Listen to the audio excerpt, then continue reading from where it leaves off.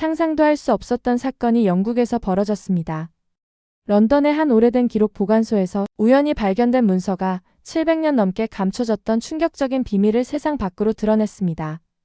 이 놀라운 사실이 알려지자 국민들은 경악을 금치 못했고 영국 옥스퍼드 대학의 저명한 교수는 이 문서에 대해 논문을 작성한 뒤 학생들 앞에서 공개를 했다고 하는데요. 과연 이 문서에는 어떤 비밀이 숨겨져 있었던 것일까요? 안녕하세요. 제 이름은 피츠로이 몬타규입니다. 영국 BBC 방송에서 기자로 일하고 있죠. 매일 아침 저는 런던의 오래된 기록 보관소로 걸어가고 있었죠. 정부의 비밀을 찾는 것이 제 일이었습니다. 숨겨진 진실을 찾아 세상과 공유하는 거였어요. 그 비오는 화요일도 다른 날과 똑같이 시작했어요. 높은 책장 사이를 지나가는데 오래된 종이 냄새가 코끝을 가득 채우고 있었습니다. 비가 창문을 톡톡 두드리고 있었는데 마치 작은 손가락들이 안으로 들어오고 싶어 하는 것 같았어요. 저는 그 조용함이 좋았어요. 혼자 생각에 잠겨있는 그 시간이 좋았던 거죠. 많은 것들에 대해 저는 강한 생각을 가지고 있었어요. 그중 하나가 한국에 관한 것이었습니다.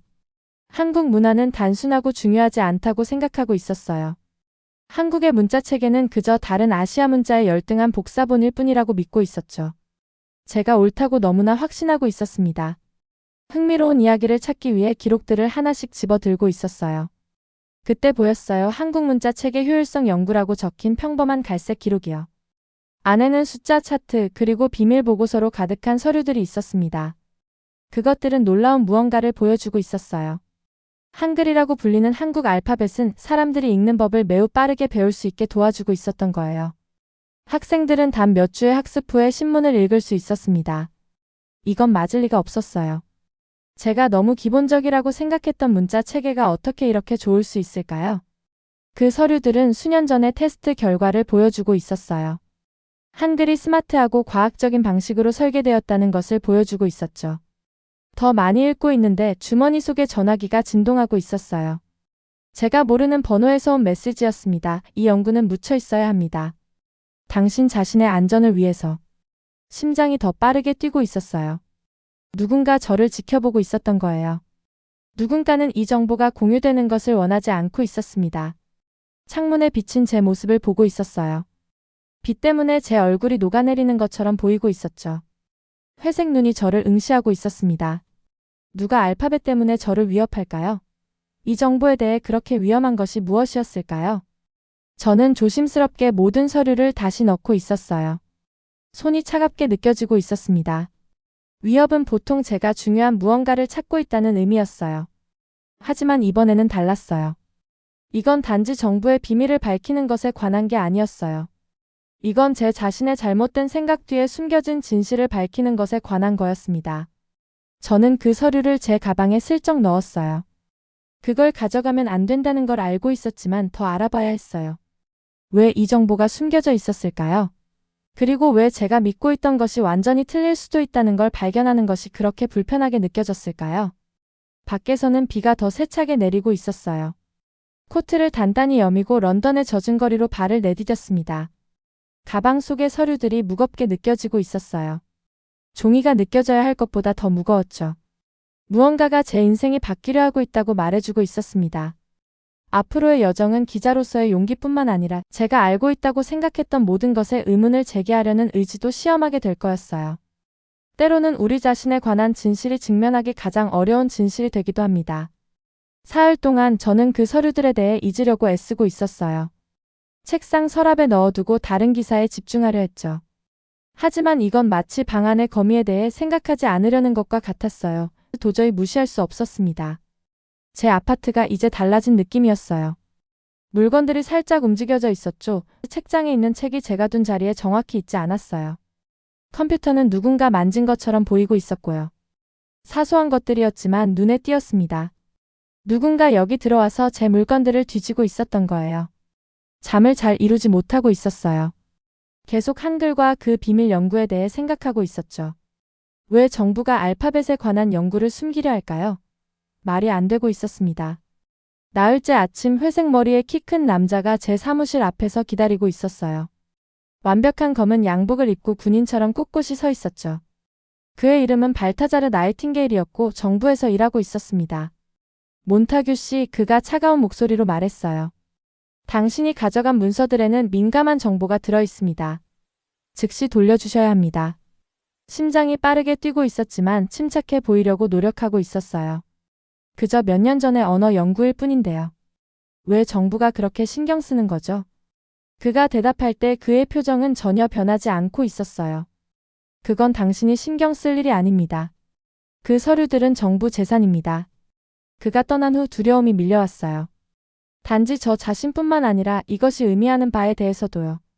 왜 한글에 관한 오래된 연구가 그렇게 중요할까요? 제가 무엇을 놓치고 있었던 걸까요? 그날 저녁 작은 거실을 왔다 갔다 하는 동안 비가 창문을 세차게 두드리고 있었어요. 물론 모든 서류는 사본을 만들어 두었죠. 이런 종류의 일은 처음이 아니었으니까요. 하지만 계속해야 할까요? 위험을 감수할 가치가 있을까요? 문을 두드리는 소리에 깜짝 놀랐어요. 나이팅게일이 다시 찾아왔을 거라고 생각했죠. 이번엔 경찰과 함께 말이에요. 하지만 그 대신 한 여성이 서 있었어요. 그녀는 밝은 파란 눈과 금발을 가지고 있었습니다. 똑똑하고 진지해 보이는 표정은 마치 교수처럼 보이고 있었어요. 제 이름은 유페미아 손필드입니다. 저는 대학에서 언어를 연구하고 있어요. 그리고 당신이 중요한 무언가를 가지고 있다고 생각합니다. 왜인지는 모르겠지만 저는 그녀를 들여보냈어요.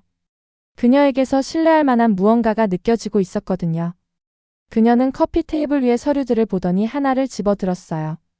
이건 단지 정치에 관한 것이 아니에요. 그녀가 말했습니다. 이건 1400년대에 한 사람이 만든 문자 체계가 수천 년에 걸쳐 발전해온 문자 체계보다 더 잘 작동한다는 사실에 관한 거예요. 몇 시간 동안 그녀는 제가 전혀 알지 못했던 것들을 설명해 주고 있었어요. 한국의 세종대왕이 어떻게 일반 사람들이 읽고 쓸 수 있도록 한글을 만들었는지, 글자의 모양이 어떻게 소리를 낼 때 입의 모양과 일치하는지, 그리고 어떻게 누구나 빠르게 배울 수 있도록 설계되었는지를 말이죠. 한국 문화에 대한 당신의 생각은 잘못됐어요. 그녀가 단순하게 말했습니다. 이 문자 체계는 인류 역사에서 가장 영리한 발명품 중 하나예요. 불편한 기분이 들고 있었어요. 누구도 자신이 틀렸다고 말해지는 것을 좋아하지 않죠. 하지만 증거는 바로 제 앞에 있었습니다. 제가 알고 있다고 생각했던 모든 것이 도전받고 있었어요. 정부가 당신을 겁주려 하고 있어요. 그녀가 말했습니다. 하지만 이 정보는 공유될 가치가 있어요. 저를 도와주시겠어요? 저는 문서들을 보고 그 다음 도움을 제안하는 이 낯선 사람을 바라보고 있었어요. 이제 미지의 영역으로 발을 들여놓고 있었죠. 제 안전하고 체계적인 명확한 의견의 세계가 무너지고 있었습니다. 네, 마침내 말했어요. 도와드리겠습니다. 그때는 우리의 판단이 얼마나 위험해질지, 또 그것이 저를 얼마나 바꿔놓을지 알지 못했어요. 다만 이제 돌아갈 수 없다는 것만 알고 있었죠. 그 후 2주 동안 매일 유페미아와 저는 서로 다른 장소에서 만나고 있었어요. 때로는 조용한 카페에서, 때로는 분주한 도서관에서요. 같은 장소를 2번 가지는 않았죠. 조심해야 했거든요. 더 많은 증거가 필요해요. 유페미아가 저에게 말했습니다. 당신이 찾은 서류들보다 더 많이요. 그래서 우리는 자료를 더 찾아보기 시작했어요. 걸을 때마다 삐걱거리는 오래된 도서관들을 방문하고 있었죠. 수년 동안 아무도 만지지 않았던 먼지 쌓인 서류 상자들을 뒤지고 있었어요. 먼지 때문에 제 손가락은 회색으로 변해 있었습니다. 한 대학 도서관에서 우리는 제2차 세계대전 이후 한국에서 작성된 보고서들을 발견했어요. 그것들은 한글을 사용해 가르쳤을 때 사람들이 얼마나 빨리 읽는 법을 배웠는지 보여주고 있었죠. 전혀 읽지 못했던 아이들이 단 2주 만에 간단한 책을 읽고 있었어요. 어른들은 한 달 후에 신문을 읽고 있었고요. 그 결과는 정말 놀라웠습니다. 이것 좀 봐요. 옆에 있는 유페미아에게 속삭였어요. 우리는 작은 개인 열람실에 앉아 있었고 주변에는 서류 더미가 쌓여 있었죠.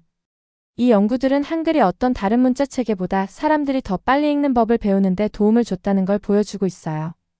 그런데 갑자기 연구가 중단됐어요. 왜일까요? 계속 파고들면서 더 이상한 것들을 발견하고 있었어요. 몇몇 연구자들은 이 연구를 한 후 직업을 잃었고, 일부 보고서들은 명확한 이유 없이 기밀로 표시되어 있었죠. 누군가 이 정보가 공개되는 것을 원하지 않는 것처럼 보이고 있었습니다. 그러는 동안 이상한 일들이 일어나는 것을 알아챘어요. 제 이메일이 하루 동안 작동을 멈췄고, 은행에서는 의심스러운 활동 때문에 제 계좌가 동결되었다고 연락이 왔어요. 어느 날 밤 집에 돌아왔을 때 또 누군가가 제 아파트에 들어와 있었다는 확신이 들고 있었습니다. 침착함을 유지하려고 노력하고 있었어요. 저는 무서운 상황에서도 침착하게 있는 걸 잘하거든요. 하지만 잠을 잘 자지 못하고 있었죠. 끝없는 책장 방들을 통해 쫓기는 꿈을 계속 꾸고 있었습니다. 예상치 못한 사람들에게서 도움을 받았어요. 예전에 정부에서 일했던 한 노인이 더 많은 비밀 문서를 우리에게 주었고, 한국인 교수는 우리가 발견한 것을 뒷받침하는 연구를 보내주었죠. 심지어 나이팅게일의 사무실에서 일하는 젊은 여성도 비밀리에 정보를 우리와 공유해주고 있었습니다. 그러다 어느 날 밤 집에 돌아와 보니 문이 살짝 열려 있었어요. 제 방안이 엉망이었죠. 모든 곳에 종이가 흩어져 있었고 컴퓨터도 없어졌어요. 백업 하드 드라이브도 사라졌고요. 그들은 모든 것을 가져가 버렸습니다. 손이 떨리며 그곳에 서 있었어요. 이제 무서움뿐만 아니라 화가 나고 있었죠. 왜 이 정보가 그렇게 위험한 걸까요? 그들은 무엇을 숨기고 있었을까요? 1시간 후 유페미아가 아직도 그곳에 서 있는 저를 발견했어요. 그들이 두려워하고 있는 거예요. 그녀가 말했습니다. 우리가 중요한 무언가에 가까워지지 않았다면 이런 짓을 하지 않았을 거예요. 그날 밤 우리는 호텔로 갔어요. 아무도 우리를 추적할 수 없도록 현금으로 지불했죠. 안전한 장소에 보관해 두었던 사본들을 펼쳐놓고 우리가 알게 된 모든 것을 살펴보고 있었습니다. 모든 사람들에게 알려야 해요. 제가 말했어요. 정부가 무언가를 숨기고 있다는 것뿐만 아니라 제가 한글에 대해 얼마나 잘못 알고 있었는지도요. 사람들은 진실을 알아야 합니다. 방 건너편 거울에 비친 제 모습을 바라보고 있었어요. 지쳐 보였죠. 머리는 엉망이었고요. 하지만 제 눈빛에서 무언가가 달라져 있었습니다. 2주 전에 그 서류를 발견했던 그 사람이 더 이상 아니었어요. 모든 것을 알고 있다고 생각하며 이 여정을 시작했었죠. 이제 제가 실제로 얼마나 적게 알고 있었는지, 그리고 제 생각들 중 얼마나 많은 것들이 그저 잘못된 것이었는지 깨닫고 있었어요. 그것을 인정하는 것은 무서웠지만 동시에 자유롭게 느껴지고 있었습니다. 내일부터 세상에 알리기 시작할 거예요. 대학 강당은 꽉 차 있었어요. 모든 좌석이 가득 찼고 심지어 사람들은 벽에 기대어 서 있기까지 했죠. 저를 바라보고 있는 모든 얼굴들을 보니 제 심장이 북처럼 쿵쿵 뛰고 있었어요. 일부는 학생들이었고 일부는 교수들이었으며 일부는 카메라와 노트북을 든 기자들이었습니다. 맨 뒷줄에서 나이팅게일을 발견했어요. 그의 표정은 무표정했지만 그의 눈은 마치 매가 쥐를 지켜보는 것처럼 저를 쫓고 있었죠. 입안이 마르게 느껴지고 있었어요. 손은 땀에 젖어 있었고요. 이건 제 평소 일과는 달랐죠. 보통은 사람들이 신문이나 온라인에서 읽는 기사만 쓰곤 했어요. 군중 앞에 서지도 않았고 스스로를 스포트라이트 아래 두지도 않았죠. 하지만 오늘은 달랐어요. 오늘은 진실을 말해야 했습니다. 정부가 무엇을 숨겼는지에 대해서뿐만 아니라 제가 얼마나 잘못되었는지에 대해서도요. 유페미아가 제 옆에 서서 대형 스크린에 우리의 사진과 차트들을 정리하고 있었어요. 그녀는 차분해 보였죠. 저도 그녀처럼 자신감 있게 느껴지면 좋겠다고 생각하고 있었습니다. 마이크 앞으로 나섰어요. 방안이 조용해졌죠. 제 이름은 피츠로이 몬타규입니다. 시작했어요. 저는 정부의 비밀을 찾는 기자입니다. 하지만 오늘 저는 여러분에게 다른 종류의 비밀에 대해 말하려고 합니다. 우리가 스스로에게 숨기는 종류의 비밀이죠. 편견이라 불리는 그런 종류의 비밀 말입니다. 깊게 숨을 들이쉬고 계속했어요. 수년 동안 저는 한국 문화가 단순하고 중요하지 않다고 생각했습니다. 그들의 문자 체계가 서양 알파벳보다 열등하다고 생각했죠. 저는 잘못됐어요. 완전히 잘못됐습니다. 강당 안은 고요했죠. 모두가 듣고 있는 자리에서 우리의 증거를 보여주었어요. 한글로 얼마나 빨리 읽는 법을 배웠는지 증명하는 차트들, 한국 글자가 소리를 낼 때 입모양과 어떻게 일치하도록 설계되었는지 보여주는 사진들, 정부가 수십 년 동안 이 연구를 어떻게 숨겨왔는지 보여주는 보고서들을 말이죠. 세종대왕은 1400년대에 특별히 일반 사람들이 쉽게 읽는 법을 배울 수 있도록 한글을 만들었습니다. 설명하고 있었어요. 그는 과학적 원리에 기반하여 설계했죠. 학생들은 배운 지 단 2주 만에 70%의 읽기 이해도를 달성했습니다. 청중들은 놀라워 보이고 있었어요. 일부는 메모를 하고 있었고 일부는 서로 속삭이고 있었죠. 발표를 마친 후 사람들은 많은 질문을 던졌어요. 저는 가능한 한 솔직하게 대답했고 모르는 것은 인정했습니다. 군중이 떠나기 시작할 때 나이팅게일이 저에게 다가왔어요. 그의 걸음은 느리고 신중했죠. 오늘 심각한 실수를 했습니다. 몬타규 씨. 좋지 않은 결과가 있을 겁니다. 유일한 실수는 편견이었죠. 저는 대답했습니다. 저의 것과 정부의 것 모두요. 그날 밤 모든 것이 더 악화되었어요. 제가 소속된 언론사는 법적 위협을 받았고 정부 관리들은 TV에 나와 우리의 증거가 불완전하고 잘못 해석되었다고 말하고 있었죠. 일부 신문은 기자로서 제 정직성에 의문을 제기하는 기사를 실었습니다. 가장 최악은 유페미아가 전화했을 때였어요. 그녀의 목소리는 떨리고 있었죠. 그들이 대학에서 저를 해고하겠다고 위협하고 있어요. 그녀가 말했습니다. 제 연구비가 취소될 수도 있다고 하고 있어요. 속이 메스꺼워지는 기분이 들었어요. 이건 제 잘못이었죠. 제가 그녀를 이 일에 끌어들인 거였으니까요. 아직 멈출 수 있어요. 우리가 실수했다고 말할 수 있죠. 감히 그러지 마세요. 그녀가 단호하게 말했습니다. 우리는 진실을 가지고 있어요. 피츠로이. 문제는 이렇게 상황이 어려워질 때 당신은 그것을 지킬 만큼 용감한가요? 전화를 끊은 후 저는 제 방에 앉아 테이블 위에 펼쳐진 모든 증거들을 바라보고 있었어요. 제 경력이 위험에 처해 있었고 제 명성이 공격받고 있었죠. 포기하는 것이 더 쉬웠을 거예요. 하지만 그때 이 모든 세월 동안 제가 잘못됐다는 것을 발견했을 때 어떤 느낌이었는지 생각했어요. 진실을 알게 됐을 때 어떤 느낌이었는지, 사람들이 편견을 넘어서 보는 것이 얼마나 중요한지를 말이죠. 아침이 되자 저는 결정을 내렸어요. 물러서지 않을 것입니다. 앞으로 무슨 일이 일어나든 말이에요. 그 이후의 몇 주는 제 인생에서 가장 힘든 시간이었어요. 일부 신문들은 저에 대해 나쁜 말을 쓰고 있었고 어떤 사람들은 공개적으로 비난하기도 했죠. 몇 번이나 제가 목소리를 높인 것이 큰 실수였을지도 모른다고 생각하고 있었습니다. 하지만 그때 놀라운 일이 일어나기 시작했어요. 다른 사람들이 우리를 지지하기 시작한 거죠. 유럽 전역의 대학에서 언어 교수들이 우리의 연구가 맞다고 말하고 있었어요. 학생들은 한글에 대해 더 많이 배우기 위한 온라인 그룹을 만들기 시작했고 더 많은 기자들이 왜 이 정보가 그렇게 오랫동안 숨겨져 왔는지에 대해 질문하기 시작했습니다. 서서히 상황이 우리에게 유리하게 바뀌고 있었어요. 큰 순간은 제가 일하고 있는 BBC에서 저에게 인터뷰를 요청했을 때 왔어요. 이건 그냥 인터뷰가 아니었죠. 저녁 시간대에 텔레비전으로 방송되는 거였고 수백만 명의 사람들이 보게 될 거였습니다. 긴장되면서도 준비된 느낌이 들고 있었어요. 인터뷰어는 날카로운 눈을 가진 진지한 여성이었고 어려운 질문들을 던지고 있었죠. 몬타규 씨, 그녀가 말했어요. 당신은 정부의 비밀을 발견하는 것으로 경력을 쌓았습니다. 하지만 이 이야기는 사실 당신 자신의 잘못된 생각에 관한 것이 아닌가요? 대답하기 전에 깊게 숨을 들이쉬었어요. 네, 맞습니다. 솔직하게 말했어요. 이건 정부 비밀에 관한 이야기로 시작했지만 제 자신의 편견에 관한 이야기가 되었죠. 저는 서양이 아니라는 이유로 한국 문화를 무시했어요. 제가 틀렸고 그걸 인정할 필요가 있었습니다. 제 솔직함이 그녀를 놀라게 한 것 같았어요. 시청자들도 마찬가지였고요. 인터뷰 후의 반응은 압도적이었습니다. 제 이메일 받은 편지함은 감사의 메시지로 가득 차고 있었어요. 한국 커뮤니티들이 연락해서 그들의 이야기를 공유했고 대학들은 저를 초대해 학생들에게 강연을 해달라고 요청하고 있었죠. 심지어 정부도 마침내 반응을 보여야 했어요. 그들은 그 연구가 역사적으로 흥미롭다고 말하는 성명을 발표했지만 어떻게 그것들이 숨겨져 왔는지에 대해서는 축소하려 했죠. 사과는 아니었지만 우리에 대한 공격에서 한 걸음 물러선 것이었습니다.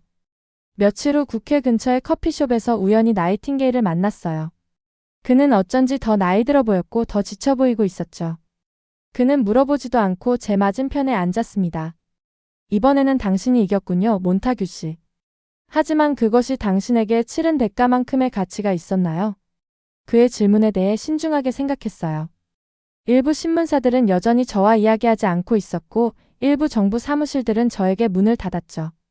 하지만 저는 또한 소중한 것을 얻기도 했어요. 진실이었습니다. 제 편견을 유지하는 대가가 더 컸을 거예요. 마침내 대답했어요. 그는 살짝 고개를 끄덕였고 저는 그의 눈에서 존중의 기색을 본 것 같았습니다. 첫 번째 서류를 발견한 지 6개월 후 저는 대한민국 서울에 서 있었어요. 그 도시는 제가 상상했던 것과 전혀 달랐죠. 높은 건물들과 아름다운 공원들이 있는 현대적이고 바쁜 도시였어요.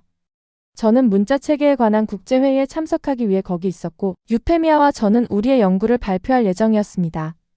호텔 방 창문으로 한때 아무것도 모르면서 무시했던 도시를 바라보며 제가 얼마나 멀리 왔는지 생각하고 있었어요. 저는 모든 것을 안다고 생각했던 기자로 시작했죠. 그리고 실제로는 얼마나 적게 알고 있었는지 깨달은 사람으로 끝났습니다. 그날 밤 저는 제 일기장에 이렇게 썼어요. 한글의 이야기는 단지 알파벳에 관한 것이 아닙니다. 이는 권력을 가진 사람들이 어떤 지식이 공유되는지 통제하는 방식에 관한 것이죠. 우리 자신의 생각이 어떻게 진실을 보지 못하게 할 수 있는지에 관한 것이기도 합니다. 가장 중요한 것은 우리가 틀렸다는 것을 기꺼이 인정하는 것이 이에 새로운 세계를 열어줄 수 있다는 점이에요. 제 여정은 한 서류로부터 시작됐어요. 그리고 처음으로 저 자신을 명확히 보는 것으로 끝났죠. 저는 지혜를 얻기 위해 확신을 잃어야 했습니다. 제 이름은 피츠로이 몬타규이고 이것은 잘못된 생각들이 진실 앞에서 어떻게 무너지는지에 관한 제 이야기입니다. 하지만 이것은 또한 초대장이기도 해요. 지금 여러분이 붙들고 있는 잘못된 생각은 무엇일까요? 여러분이 발견하기를 기다리고 있는 새로운 진실은 무엇일까요? 때로는 마음을 바꾸는 것이 가장 위대한 모험이 되기도 합니다. 오늘의 사연은 여기까지입니다. 사연이 즐거우셨다면 구독과 좋아요, 알림 설정 부탁드려요. 여러분의 버튼 하나로 영상 제작에 큰 힘이 됩니다. 다음에 더 큰 감동적인 사연으로 찾아뵙겠습니다.